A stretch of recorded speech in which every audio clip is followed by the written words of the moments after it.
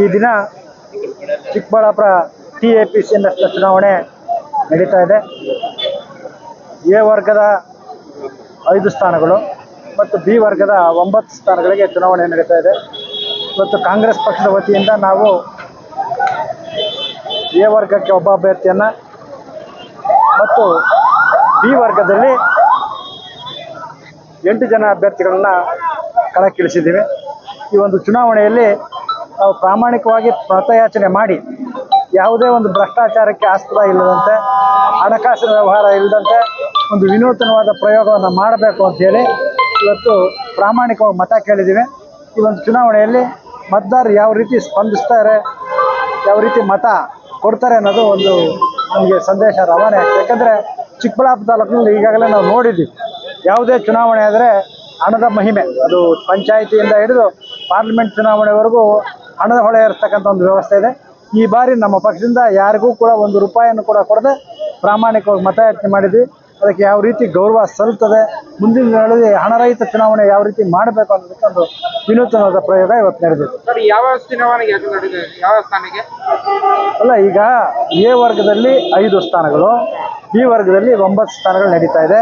ಅದರಲ್ಲಿ ಪರಿಶಿಷ್ಟ ಸಾಮಾನ್ಯ ಕ್ಷೇತ್ರಕ್ಕೆ 3 ಜನ, ಮಣಿಕುಮಾರ್ ಮತ್ತು ಲಕ್ಷ್ಮಣ್ ಬಿ ಶ್ರೀಧರ್, ಮಹಿಳೆ ವೆಂಕಟಲಕ್ಷ್ಮಮ್ಮ ಸಾಮಾನ್ಯ ಕ್ಷೇತ್ರದಿಂದ, ಹಿಂದುಳಿದ ವರ್ಗ ಬಿ ವೆಂಕಟೇಶಪ್ಪ ಜಿ, ಹಿಂದುಳಿದ ವರ್ಗ ಎ ವೇಣುಗೋಪಾಲ್ KR, ಪರಿಶಿಷ್ಟ ಪಂಗಡ ರಾಘವೇಂದ್ರ VN ಮತ್ತು ಪರಿಶಿಷ್ಟ ಜಾತಿ ವೆಂಕಟೇಶ್ ಉಪ್ಪುಂಡಳ್ಳಿ ಇವರು ಸ್ಪರ್ಧಿಸಿದ್ದಾರೆ.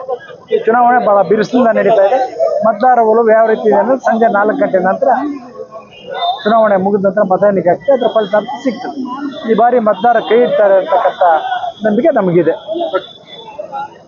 ನಮ್ಮ ರೈತರಿಗೆ ಸಂಬಂಧಿಸಿರುವಂಥ TAPCMS ಚುನಾವಣೆ ತಾಲೂಕು ವ್ಯವಸಾಯ ಉತ್ಪನ್ನ ಇವತ್ತು ಆಡಳಿತ ಮಂಡಳಿಗೆ ನಡೆಯುವಂಥ ಚುನಾವಣೆ 14 ಜನ ನಿರ್ದೇಶಕರಿರ್ತಾರೆ.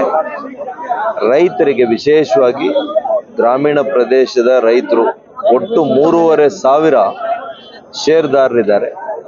ಸ್ವಾಭಾವಿಕವಾಗಿ ಅವರೆಲ್ಲ ಕೂಡ ಮತದಾರರು ಕೂಡ ಇವತ್ತು ರೈತ ಬಾಂಧವರೇ ಆಗಿದ್ದಾರೆ. ಈ ತಾಲೂಕಿನಲ್ಲಿ TAPCMS ಸಂಸ್ಥೆ ಬಹಳಷ್ಟು ಒಳ್ಳೆ ಕೆಲಸ ಮಾಡಿಕೊಂಡು ಹಿಂದಿನಿಂದ ಬಂದಿದೆ. ಎಲ್ಲೋ ಒಂದೋ ಇಬ್ಬರು ಮಧ್ಯದಲ್ಲಿ ಅವರ ಆಡಳಿತದ ವೈಫಲ್ಯದಿಂದ ಸ್ವಲ್ಪ ನಷ್ಟ ಅನುಭವಿಸಿದ್ದಾರೆ.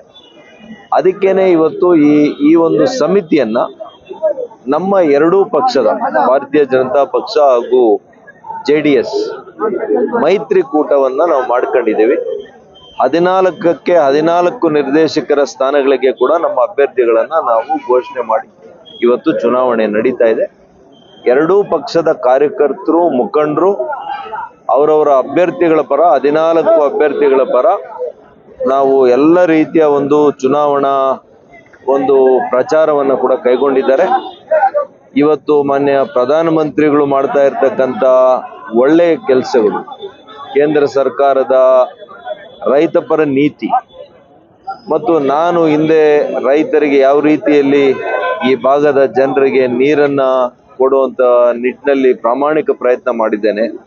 ಇವೆಲ್ಲದರ ಹಿನ್ನೆಲೆಯಲ್ಲಿ ನಮ್ಮ ಎರಡೂ ಪಕ್ಷದ ಮುಖಂಡರುಗಳ ಒಂದು ಸಂಘಟಿತ ಹೋರಾಟದ ಫಲವಾಗಿ ಇವತ್ತು ಚುನಾವಣೆಯಲ್ಲಿ ನನಗೆ ವಿಶ್ವಾಸ ಇದೆ.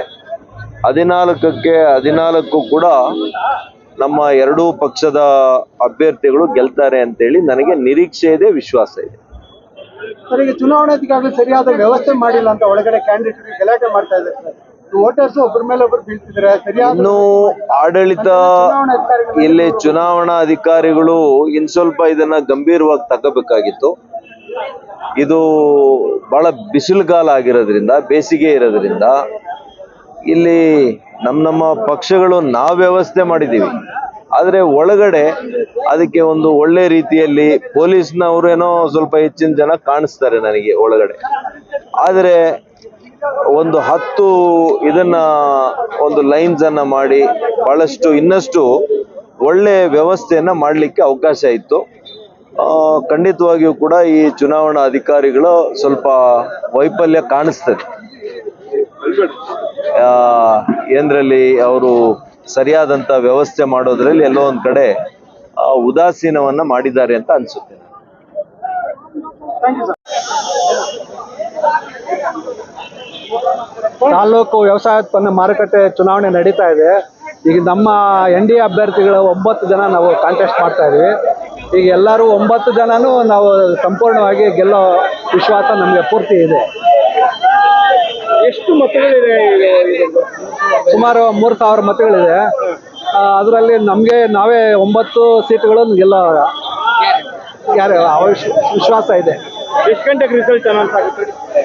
5 ಗಂಟೆ ಮೇಲೆ NDA ಕ್ಯಾಂಡಿಡೇಟ್ ಗ್ಯಾರಂಟಿ ಗೆಲ್ತಾರೆ. NDA ಗ್ಯಾರಂಟಿಗಳು ಗೆಲ್ತಾರೆ.